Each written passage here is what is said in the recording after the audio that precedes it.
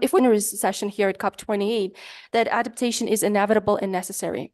He also repeatedly stressed the role and importance of sustainable development use and of water potential and the conservation of water resources.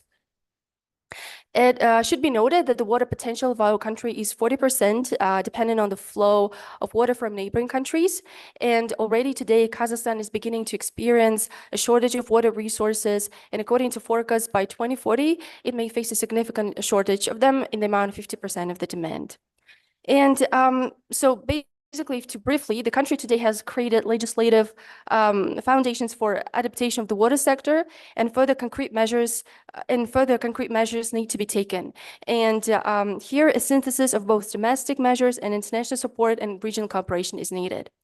I call on participants today to have an effective and fruitful discussion and also express the hope that concrete solutions and measures for the sustainable development of the water sector in the region and individual countries will be developed and proposed at the site. And today I wish everyone a very successful and effective flow of the event. Thank you so much.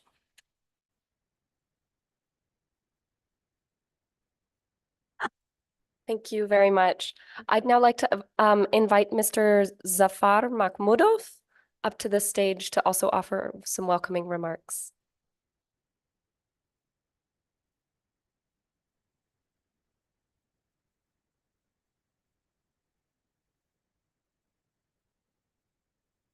Thank you for giving me the floor. Since we are talking in the Central Asian Pavilion and we have guests from Central Asia, I would like to give my opening statement in Russian. So if you don't mind, I would like to ask you to use the headsets which are on the table.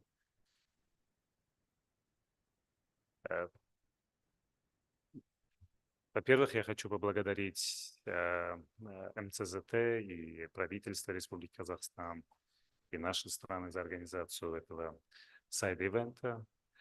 Это как сайд-ивент сейчас, который проходит, вода и климат, путь к водной безопасности в Центральной Азии сейчас является на самом деле актуальной темой для стран Центральной Азии.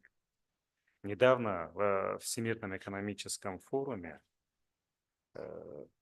водный кризис определили как кризис номер один, как мера номер один по опустошению, то есть по воздействию на человечество. И также риском номер 8 по вероятности этого риска, то, что она останется как номер один по опустошению в течение следующих 10 лет. А для Центральной Азии к настоящему времени уже хорошо известно, что вода в регионе является самым дефицитным ресурсом. И по всей вероятности она будет не только тормозить экономическое развитие, но и вызывать напряженность в отношениях между странами Центральной Азии и также вызывать озабоченность мирового сообщества. В странах Центральной Азии в сельском хозяйстве вода потребляется в больших количествах и является основным источником. И значительная часть воды расходуется, к сожалению, неэффективно. Изменение климата дополняет эту нагрузку на водные ресурсы и тем самым вызывает нехватку и засухи в одних регионах, районах Центральной Азии и наводнения в других районах. При нынешнем употреблении эта ситуация будет только ухудшаться. Согласно международным оценкам, к 2030 году большинство рек и водосборных районов Центральной Азии, как ожидается, столкнутся с усиливающейся нехваткой воды. А в регионе около 65% пахотных земель страдают от засоления почв или заброшены из-за нехватки водных ресурсов. Нехватка воды приводит к снижению плодородия земель, что имеет важное значение для большинства сельскохозяйственных регионов Центральной Азии. Фактически обширные территории сельскохозяйственных земель Центральной Азии обладают огромным потенциалом для производства сельскохозяйственной продукции, что позволяет удовлетворить как собственный спрос, так и спросы наших соседних стран, такой страны, как Афганистан, который является одним из основных источников возможности вызывания опасения или, как я сказал ранее, напряженности в регионе Центральной Азии. В течение последнего десятилетия РЦА активно сотрудничает со странами Центральной Азии по различным вопросам, включая управление водными ресурсами с министерствами водного хозяйства стран Центральной Азии, с агентствами, которые работают с водными вопросами. И РЦА на уровне региона, на уровне региона по вопросам региональной политики создает платформы, площадки для решения этих экологических и водных проблем.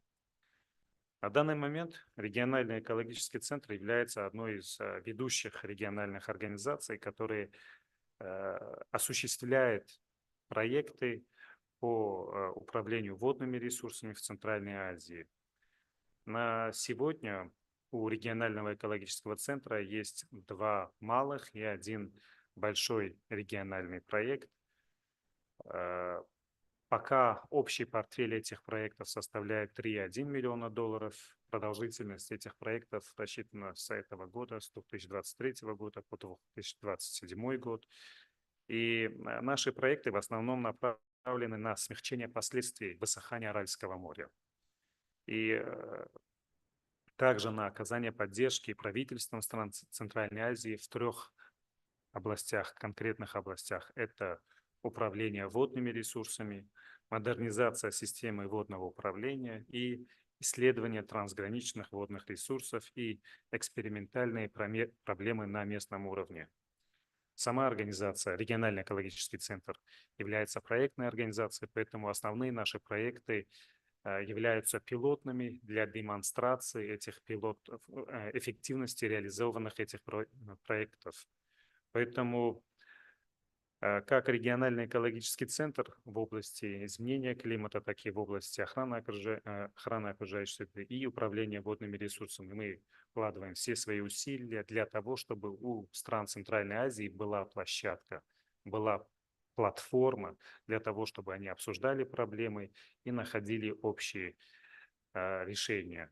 Я надеюсь, сегодняшняя встреча также даст возможность, еще одну возможность для обсуждения существующих проблем и нахождения соответствующих решений. Я желаю, как говорится, success, успеха в проведении сегодняшнего мероприятия. Спасибо большое.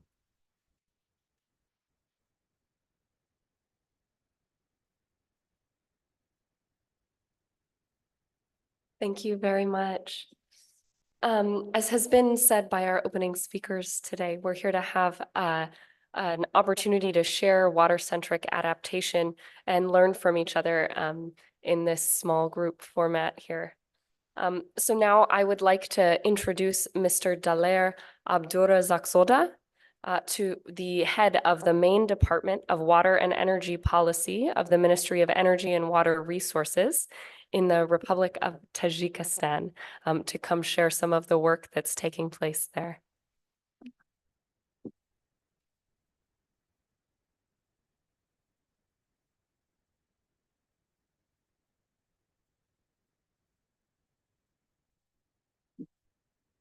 Здравствуйте, уважаемые участники сессии, дамы и господа. Если можно, вывести презентацию на экран.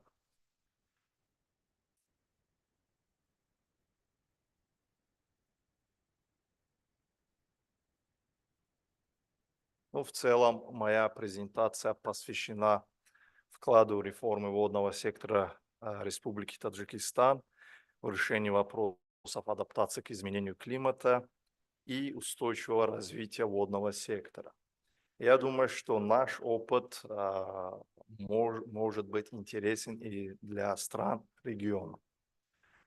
Значит, какая ситуация использования водных ресурсов?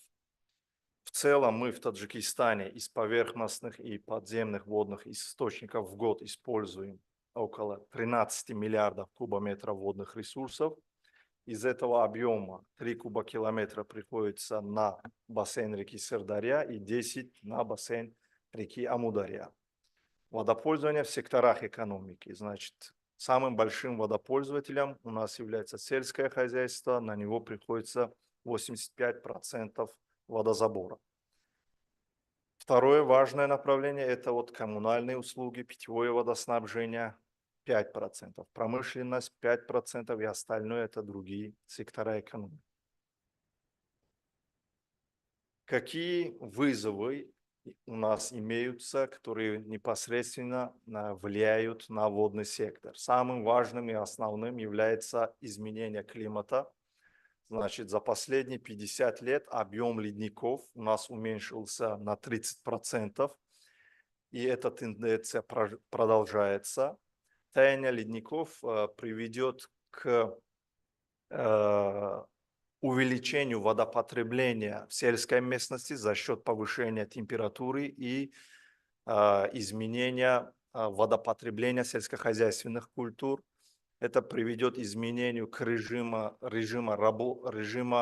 формирования водных ресурсов в реках, и все это будет в будущем влиять на водопользование в регионе. Значит, следующим вызовом является рост населения. У нас в среднем рост населения составляет 2% в год, это 250 тысяч человек в год у нас увеличивается, и это, естественно, является нагрузкой дополнительной на водные ресурсы. В регионе та же самая тенденция. Средний рост численности населения составляет где-то 1 миллион человек, да, в год увеличивается. Далее это износ инфраструктуры. В основном водохозяйственная инфраструктура была построена в советское время. У нас очень сложная и очень такая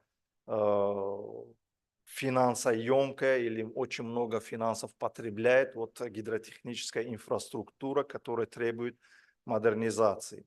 Если этого не сделать, вот сложно будет обеспечивать водопользователей водными ресурсами. Следующее – это вот рост экономики, очень интенсивный. По нашим прогнозам, к 2030 году мы должны в 3 раза увеличить ВВП страны. Такая же тенденция во многих странах региона. И все эти вызовы, конечно же, в будущем будут влиять на использование и охрану водных ресурсов.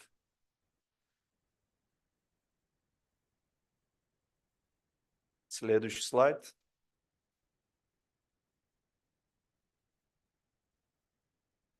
Какие прогнозы? У нас в Таджикистане в реках в целом в год формируется 64 кубокилометра водных ресурсов, и по прогнозам к 2030 году этот объем составит 58 кубокилометров, что составляет на вот где-то 6 кубокилометров меньше водных ресурсов при формировании вод. Значит, в 1991 году на душу населения мы не берем в целом вот формирующиеся водные ресурсы, а лимит Таджикистана на одного человека приходилось чуть больше 2500 кубометров водных ресурсов в год. К 2030 году этот объем уменьшится до где-то 1160 кубометров. По мировым стандартам достаточными вот для нормального развития является на одного человека где-то 1700 кубометров водных ресурсов в год. Если вот этот объем имеется, это считается достаточным для нормального развития. То есть мы будем сталкиваться в будущем, можно сказать, и нехваткой вот водных ресурсов. Чтобы адаптироваться к негативным последствиям изменения климата, решить все имеющиеся водные проблемы, да, в стране и обеспечить население страны необходимыми объемами водных ресурсов, правительством страны в 2015 году была принята программа реформы водного сектора. Данный документ описывает имеющуюся проблематику водного сектора, вырабатывает цели и задачи, мероприятия для решения вот имеющихся проблем водного сектора. На сегодняшний день уже прошло 7 лет с момента начала реализации данной программы. Какие основные цели реформы? Это гарантированное обеспечение всех водопользователей водой в условиях изменения климата, достижение экономически эффективного и экологически устойчивого управления водными ресурсами и улучшение управления водными ресурсами через полное внедрение интегрированного управления водными ресурсами. Программа имеет план мероприятий, мероприятия, которые направлены на развитие 4 основных направлений. Это развитие законодательства и регулирования. Второе – это институциональное развитие. Третье – восстановление инфраструктуры. И четвертое – это вспомогательные средства реформы водного сектора. В целом предусматривается реализация 35 мероприятий, и также приведены данные относительно какие мероприятия реализованы, какие находятся в стадии реализации. Значит, для реализации программы реформы водного сектора в стране у нас сейчас реализуется в водном секторе 26 проектов с общим бюджетом 460 миллионов долларов США. Значит, основные достигнутые результаты в части развития законодательства и регулирования. Мы полностью практически обновили наше водное законодательство, которое соответствует нынешним требованиям и вызовам. Мы приняли новый водный кодекс страны, приняли закон о питьевом водоснабжении и водоотведении. Мы обновили закон Республики Таджикистан об ассоциациях водопользователей. В соответствии с этими законодательными актами мы приняли 17 подзаконных актов, которые регулируют отдельные аспекты, конкретные направления водного сектора. Сейчас на обсуждении находится еще 10 подзаконных актов, которые мы планируем в течение следующего года принять. Далее мы разработали, сейчас финализировали проект национальной водной стратегии Республики Таджикистан на период до 2040 года. Я в конце чуть более детально остановлюсь над этим документом, где указаны наши будущие цели в водном секторе, которые мы должны добиться к 2040 году. Мы разработали бассейновые планы по управлению водными ресурсами бассейнов рек Сырдарья, Заравшон, Пянч, Кафирниган, Исфара и Исфана. Разработана программа восстановления систем водоснабжения, промышленности и оборудования их водоизмерительными приборами. Разработана государственная программа по питьевому водоснабжению и водоотведению на период до 1932 года. Значит, в части институционального развития мы разделили территорию Республики Таджикистан на 5 бассейновых зон, как территориальные единицы управления водными ресурсами. Это бассейновые зоны Сырдарья, Заравшон, Пянч, Вахш и Кафирниган. Чтобы интегрированно управлять водными ресурсами, в рамках каждой из бассейновых зон мы создали бассейновые организации рек и бассейновые советы рек, деятельность которых координируется Министерством энергетики и водных ресурсов Республики Таджикистан. Значит, бассейновые организации рек являются у нас главным институциональным механизмом, который обеспечивает интегрированное управление водными ресурсами в рамках каждой бассейновой зоны. Они отвечают за распределение водных ресурсов, за мониторингом использования водных ресурсов. Далее, для эффективного использования водных ресурсов, для каждой из этих бассейновых зон, как я уже сказал, мы разработали бассейновые планы по управлению водными ресурсами, которые учитывают наличие водных ресурсов в рамках бассейновой зоны, негативного воздействия изменения климата на эти ресурсы, будущие прогнозы. Далее, антропогенная нагрузка на водные ресурсы, планы по будущему водопользованию. Далее, качество воды. И в этих документах отражены мероприятия, которые мы должны реализовать, чтобы адаптироваться к изменению климата, обеспечить сектора экономики водой. Также здесь учитываются вопросы качества воды, а также мероприятия по снижению рисков стихийных бедствий, связанных с водными ресурсами. Ну, здесь приведена схема управления водными ресурсами на национальном уровне и на бассейновом уровне.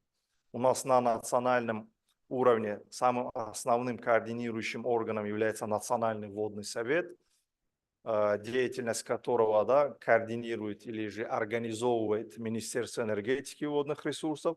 На бассейновом уровне это бассейновые советы рек, бассейновые организации рек. Вот бассейновые советы рек, они учреждаются Министерством энергетики и водных ресурсов, и они являются консультативно-совещательными органами. И в состав бассейновых советов входят все заинтересованные стороны, это государственные органы, это водопользователи. В рамках бассейновых советов формулируются рекомендации по эффективному использованию и охране водных ресурсов. И эти рекомендации оформляются в виде протоколов, и эти протоколы должны учитываться каждым, да, вот, государственным органом при планировании и использовании водных ресурсов. Значит, в части вспомогательных средств реформы водного сектора мы создали национальную водную информационную систему. Мы кодировали каждый водный объект в Республике Таджикистан, чтобы обеспечить обработку информации в национальной водной информационной системе. Сейчас наша национальная водная информационная система состоит из приложений «Государственный водный кадастр», база данных по ирригации и геопортал. В следующем году мы планируем сюда включить еще 2 дополнительных приложения. Это водохозяйственные балансы и приложения по водоснабжению и санитарии. Данная система позволяет нам аккумулировать всю имеющуюся информацию относительно формирования и использования водных ресурсов на уровне всей страны, и на базе этой информации мы разрабатываем стратегические документы в водной сфере, концепции, программы, любые важные документы, которые требуются для управления охраной водных ресурсов. Значит, какие у нас стратегические цели и приоритетные направления водного сектора до 2040 года? Вот в презентации указаны, в слайде указаны эти цели и задачи, которые мы уже отразили в национальной водной стратегии. Значит, первое, самое важное, это гарантированное обеспечение водными ресурсами населения и отраслей экономики. Второе, повышение эффективности использования водных ресурсов. Третье, ликвидация дефицита водных ресурсов. У нас на севере страны имеется дефицит водных ресурсов. Четвертое, обеспечение населения Таджикистана качественной питьевой водой и водоотведением. Пятое, обеспечение устойчивого функционирования и развития ирригационных и дренажных систем. Шестое, охрана и восстановление водных объектов. И самое последнее, это, значит, обеспечение защищенности от негативного воздействия вод. Чтобы реализовать все эти цели и задачи, нами подготовлены уже план мероприятий. Также имеются индикаторы, которые мы должны достичь до 2040 года. В целом, то есть мы знаем текущую ситуацию, мы приблизительно понимаем, что нас ждет в будущем, и в соответствии с этим мы уже полностью, можно сказать, подготовили нашу законодательную базу, институциональную структуру управления и выработали стратегические цели и задачи до 2040 года. В целом это у меня все. Благодарю за внимание. Если будут вопросы, я готов на них ответить.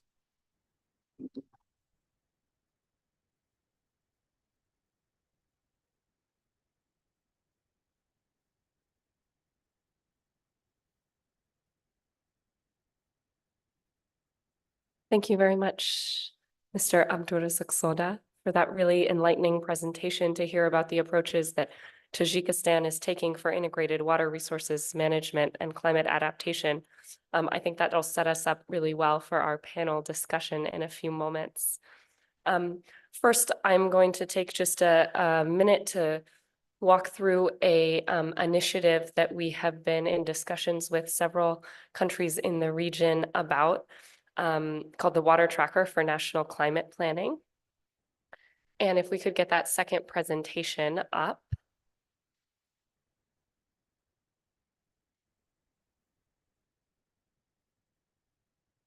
Maybe. The Water Tracker for National Climate Planning has been an initiative underway since 2021 with the support of the governments of the United Kingdom and the Netherlands and Germany.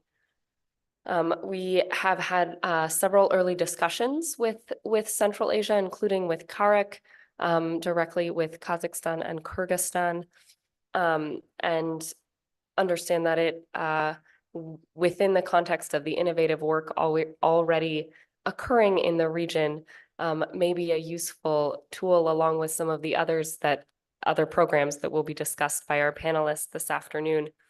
The Water Tracker is a tool to facilitate strengthening policies and regulatory frameworks in climate action by building on the existing strengths and institutional structures, and also identifying opportunities to make strategic changes.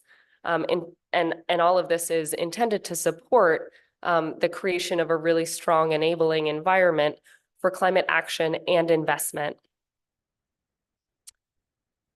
The Water Tracker itself is rooted in water resilience.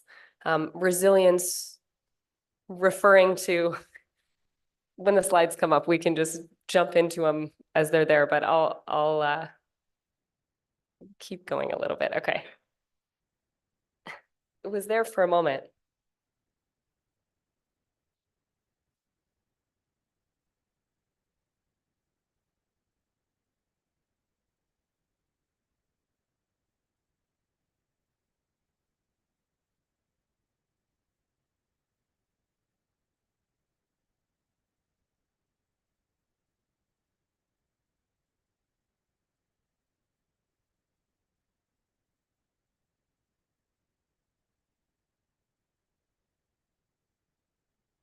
Yeah, no worries.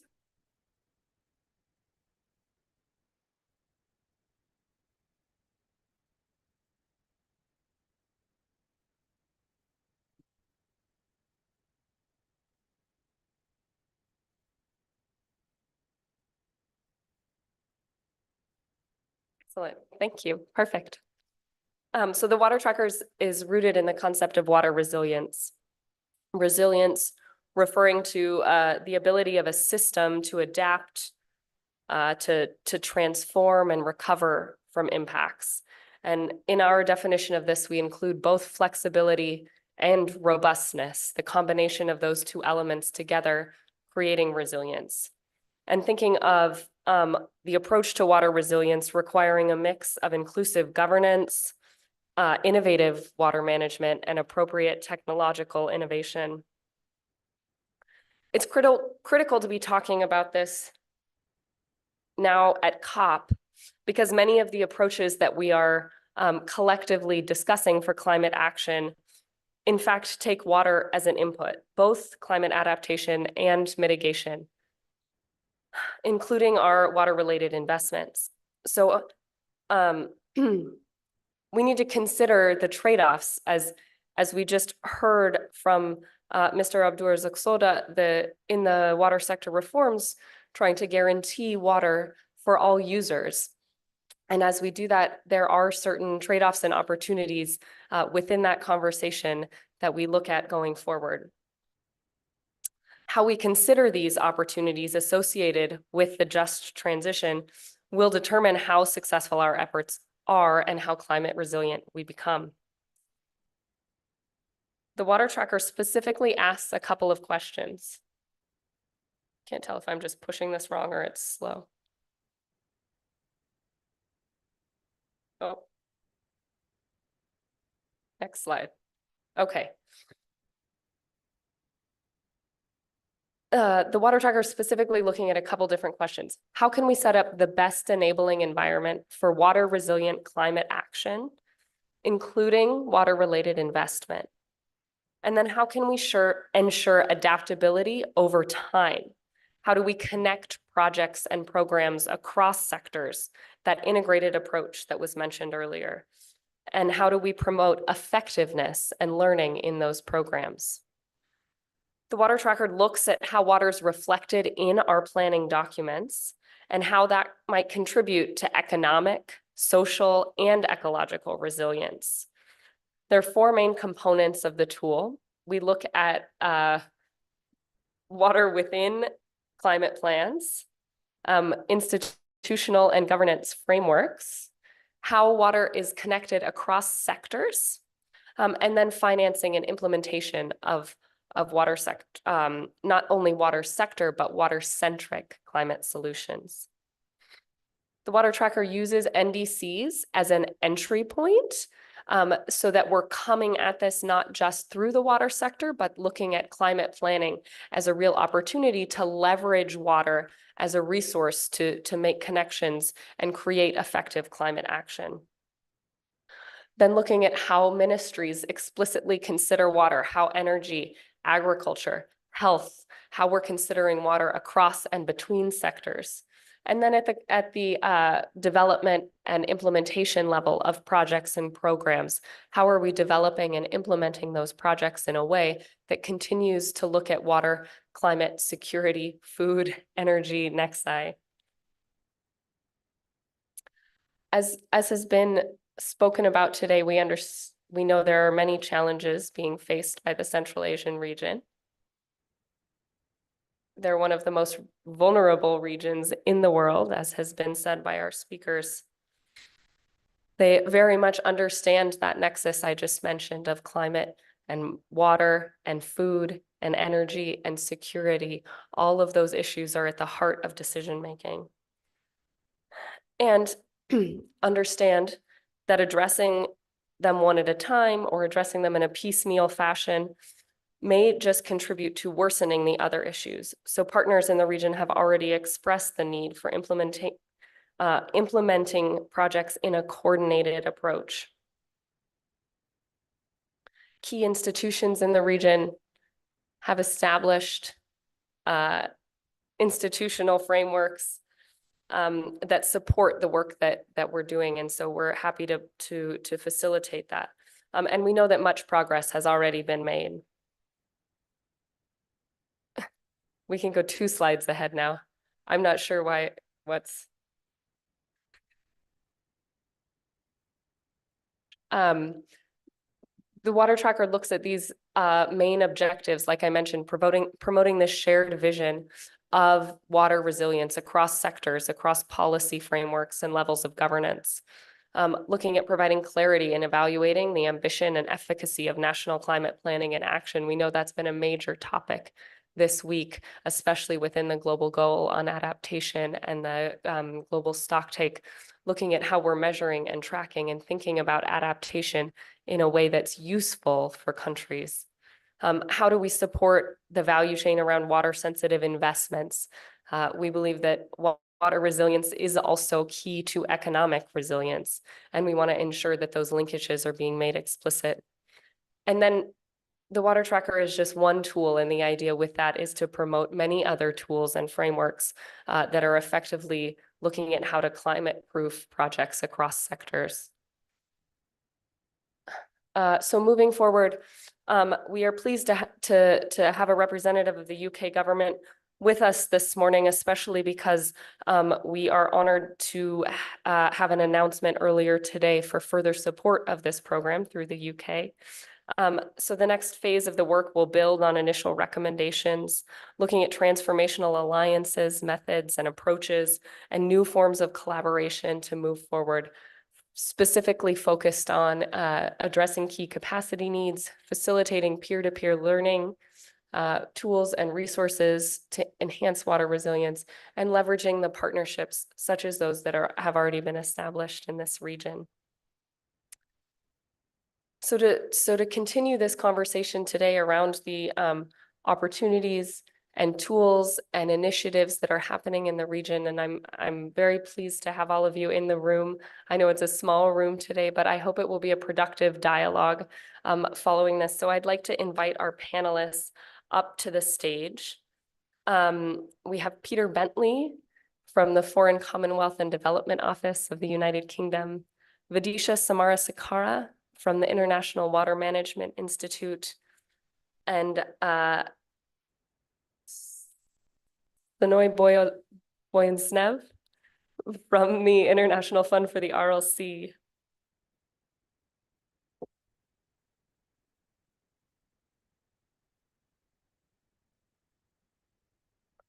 All three of these participants on stage today have long-standing relationships in the region and key projects with partners that are working to advance climate adaptation and action in the region. Mr. Bentley, I'll start with a question to you. FCDO activities and projects have contributed to climate adaptation in the Central Asian region. Can you speak a little bit about some of those projects and recommendations that you might have for advancing integrated water management approaches and building climate resilience in the region? Hey all, thank you very much, and it's great to be here. Yeah, I think as you talked about, I mean, water is so critical to everything we're talking about, and kind of underpins so many of the kind of climate activities that are being talked about across the conference. Central Asia has not been a major focus for FCDO activities on climate adaptation, but we have since 2009 supported the big regional program, the Central Asia Energy and Water Development Program, and we're discussing with the World Bank now plans for a new phase on this. I think some people might know we have a regional advisor who's very active on water issues, Rina Kuria, and we're also really pleased that we've hired a specific regional water advisor, Dr. Andala Alma. So I think working through this and working with the water tracker, like we're really, really excited about kind of the opportunities in the region, you know, and Central Asia, we've heard kind of is one of those regions where kind of there's huge amounts of waters in some place, critical shortages in other places, and we're extremely keen to sort of work with the region, work through the KWAP program, tricky to say, on how we sort of can support that kind of distribution and better water management. Thanks very much. Vidisha, over to you. How has IMI been working with partners and government counterparts in Central Asia? And what lessons would be useful from those interactions to share with us? Hello, can you hear me? Great. No, thank you very much for the question. So IMI has a number of programs in Central and Western Asia. And I think the real the strength of those programs is largely due to the fact that we have a presence. We have a regional presence in Central and Western Asia. So we're very well networked and working through partners on the ground and across the countries that we're serving. And we've established that partnership of a long-term engagement through responding to what they are telling us as what their priorities are as they relate to water. And I think this is something that is coming back to us time and time again, the importance of, especially coming from a research organization perspective, developing and co-developing research that is speaking to the needs of the country. And so that's something that IMI has been quite instrumental about in terms of how we develop what we will provide in terms of innovations and solutions. So there are a couple of initiatives that are actually quite active, and actually I want to give you a few highlights of some of the work that's being undertaken in them. And these are responding to key areas of work that also talk to the water tracker. So I hope that when the water tracker gets off the ground, and it's the day we have been waiting for some time, and now with this announcement, it looks like it's coming soon, that we can leverage a lot of the work that's existing in country and actually contribute to this ongoing program. So one of the initiatives that IMI leads, and it covers Central and Western Asia, is an initiative on fragility to resilience in Central and West Asia and also North Africa. And this is basically looking at addressing challenges faced by a number of countries, including Uzbekistan, and it looks at issues around climate change, water scarcity, agricultural productivity, conflict, and political instability. So if I take the example of the work that we're doing in Uzbekistan, here we're looking at how we can build resilient agri-food systems that can withstand the impact of climate change, generate economic opportunities, and at the same time deliver better incomes and livelihoods for rural communities in the region. So just as an example, we work in the Kashkadarya province in Uzbekistan, and here we focus on emphasizing water efficiency, climate change adaptation, governance, digitalization, and diversification of agriculture. This initiative as a whole is looking at what climate information, data, and services agricultural food chain actors need to manage in order to respond to climate risks in the region. And I think that this kind of an initiative, which is looking across countries and also looking at learning opportunities, is something that's quite important for the way IMI is working in the region. Thank you. Thank you very much. Really interesting to hear about those key programs and lessons. Mr. Boyzoda, Tajikistan has been engaged in global climate policy and especially recently has been advocating for a global water focus. You've also co-convened the UN Water Conference and endorsed the Water Action Agenda. From your perspective, what are the main priorities in building water resilience in the climate agenda, and how are you working to integrate water across sectors and programs? Thank you very much, Kelsey. Good afternoon, everyone. Taking this opportunity, I would like to thank AGWA for the invitation and opportunity to speak. Getting back to your question, as all of you know, water is cross-sectoral by its natural, and it's essential. It's essential for achieving all the SDGs.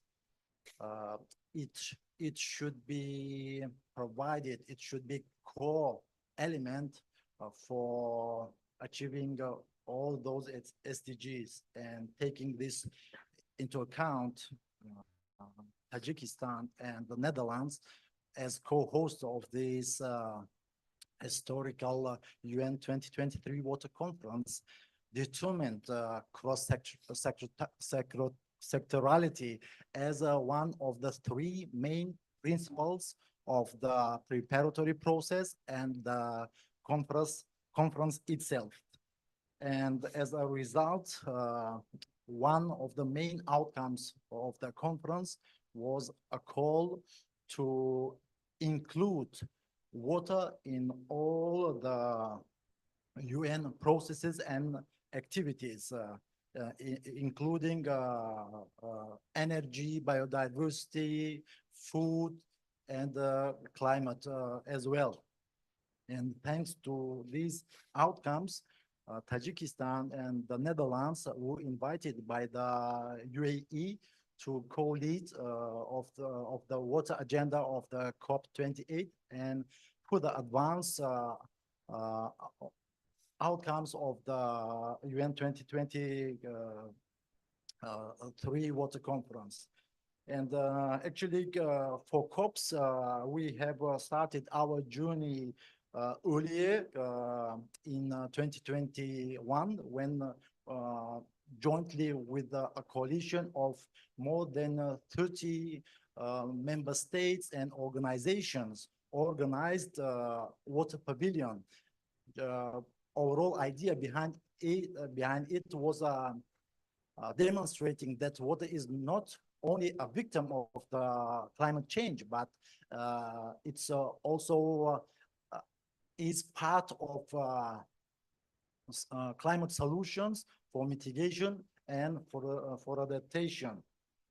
Then, based on the success of the COP26, inspired by those results, with the support of Egypt, the COP27 presidency, we had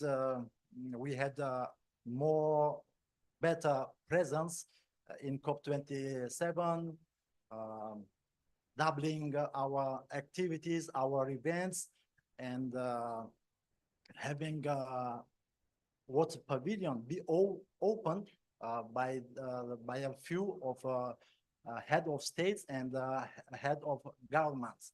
And also for the first time for the history of COPs, water was part of the presidency program, and also for the first time for the history of COPs, we had a paragraph, although small, but still a water paragraph in the cover decision of the COP27. Now, now we, with the support of our UAE colleagues, we have more stronger presence of water in the COP28 agenda.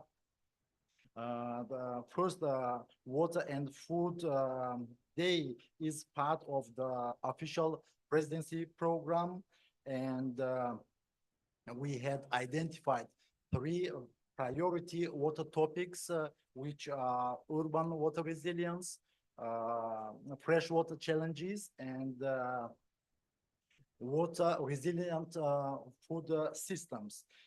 And also for the first time for the history of COPs, we had as part of the Climate Action Summit, World Water Summit, where we heard there were announced a range of initiatives, pledges, commitments,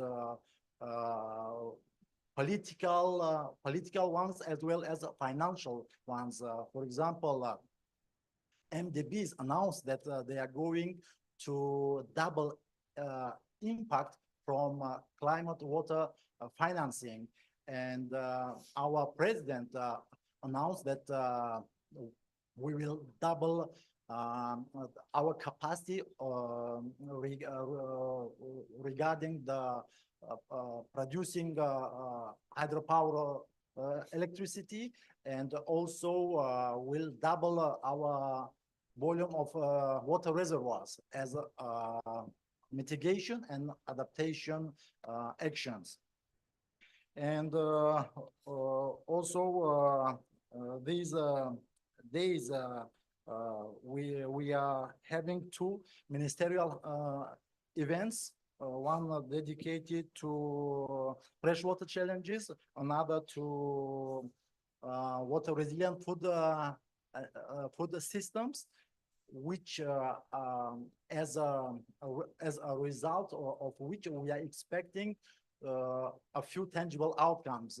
First, 2 outcome documents, and also launching a 2-year working partnership towards COP 2030 for the support of member states to include water aspects, water nexus aspects into NDCs and NEPs. And of course, there is a one high-level event with the participation of mayors dedicated to urban water resilience. And the most important, we have drafted a few paragraphs dedicated to water to include to the final document of the COP28, and we hope that we will be successful in that. Thank you. Thank you very much, and thank you for your long-term dedication and commitment to pushing water up the climate action agenda. I'd love to open it up to our audience, or likewise, if our panel members have any questions for Mr. Abdur Zokhsoda, we could also ask questions that way, but we'll take just a few minutes if there are any additional questions. Yeah.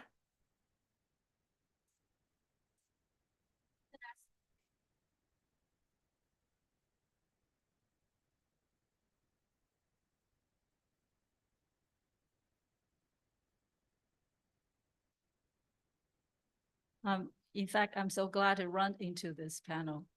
I'm a professor of international relations and law, and water resources, or the scarcity of the water resources, has been a source, a major source for regional conflict. So that, has something to do with the national security issue. But now we are taking a stakeholders approach.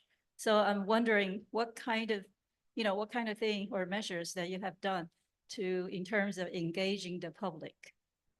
Like, give them like scenarios or community-based gatherings or things as such that I'm really concerned. Because I myself so far is doing a community-based adaptation research projects now. Somehow that's related. Thanks very much. Yeah. Vidish, do you want to take the question? I'm happy to, but I'm also happy to share the question with my colleagues. Yes, go ahead. So it's interesting that you asked that question, and so I am more. I can give you an example of how he's tackling.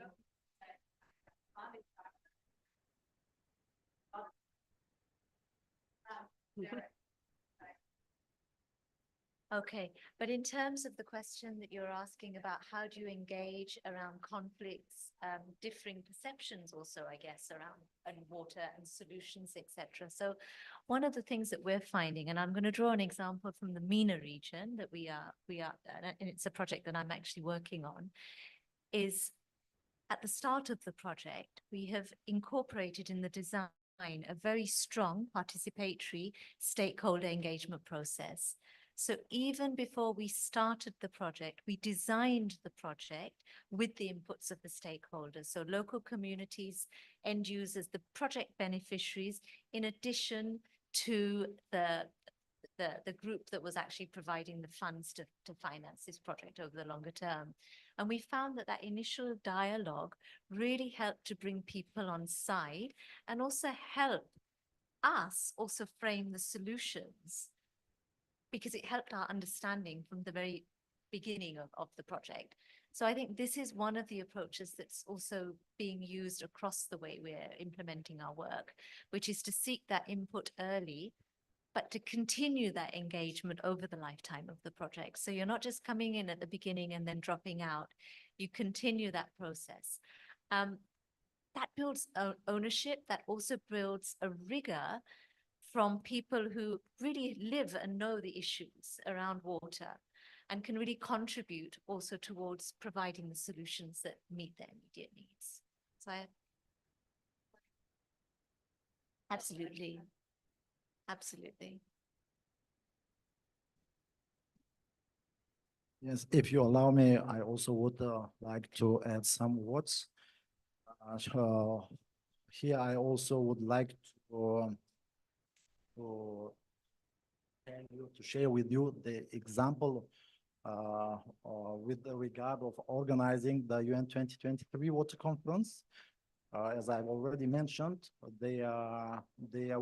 we determined three main principles for the preparatory process and for the conference itself, and one of them was inclusivity. Inclusivity in terms of process and also in terms of results, not to leaving anyone behind.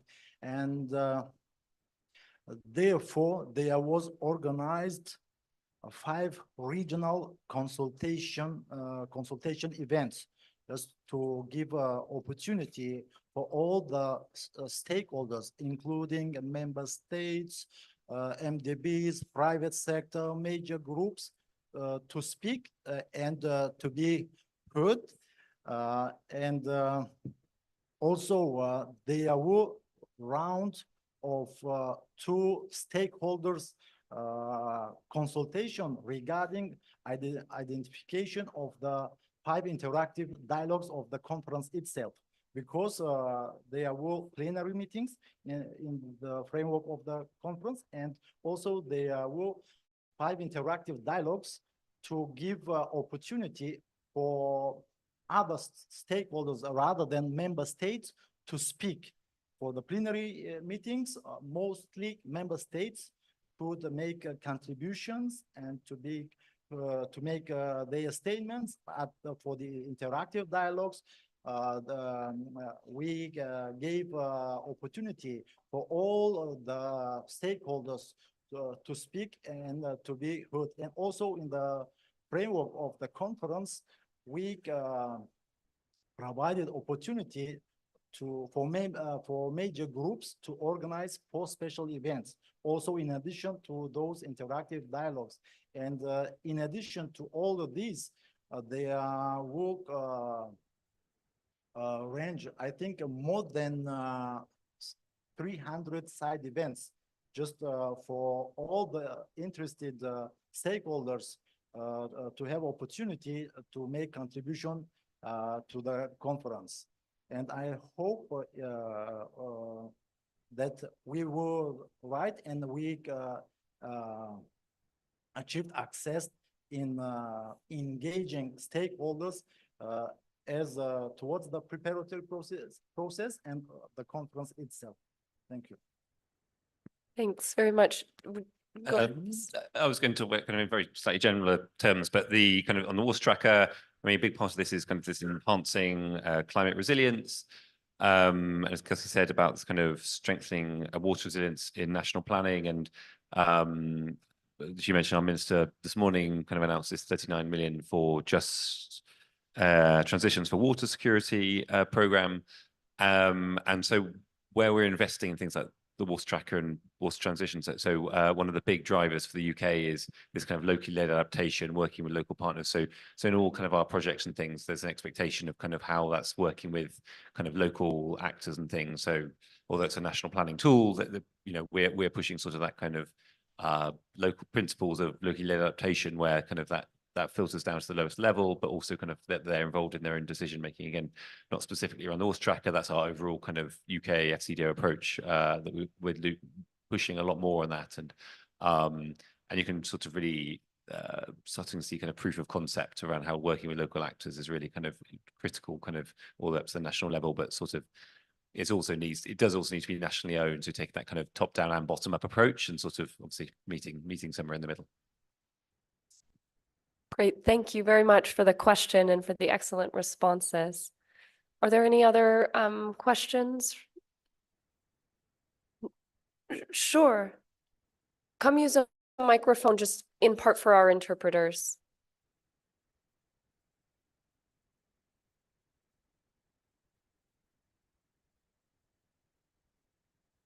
Under the UN framework, in terms of climate change, we now have Kyoto Protocol and the Paris Agreement. For ozone governance, then we have Montreal Protocol. But for water, it's difficult. So I'm asking you, are we pushing for a global water accord or not? Or this is something that we try not to do? Or what kind of multilateral arrangement that you would, think of in terms of the governance, water governance? To me, it's very difficult. Like food, for the food regime, so far there's no global accord for it. For timber, then we have tropical timber regulated, but not all the forest or the timber. So for water, again, this is a very difficult issue. So I'm asking, from this advice, from this water experts, things as such, the global water accord. Is this something that we are pushing for, or we are going to do other things like bilateral or regional approach? That's another thing. Good question. Would either of you like to take Thank you very much. It's a very good question, very actual question. But let me to answer you this way. Actually, before the conference, before the UN 2023 Water Conference, we had an idea to promote a water compact as a result, as one of the main outcome of the UN 2023 Water Conference. But knowing that it's very difficult to advance a negotiated outcome, taking into account that 193 member states are there in UN, and I believe that you will here receive 193 positions. That's why we tried to change it into a softer document, but still a very solid document, so-called water action agenda, just not to push, but to inspire not only member states and other stakeholders to come to make voluntary commitments. And now we have registered more than 800 voluntary commitments as the result, as the outcome of that conference. Perhaps maybe in the future there would be possible to move forward step by step, but now we think that it's better to have a more flexible document rather than negotiated one with many, I would say, formulations which avoid any pledges, any commitment. That's why we think at this stage it's better to have this kind of ones than those negotiated ones. Thank you.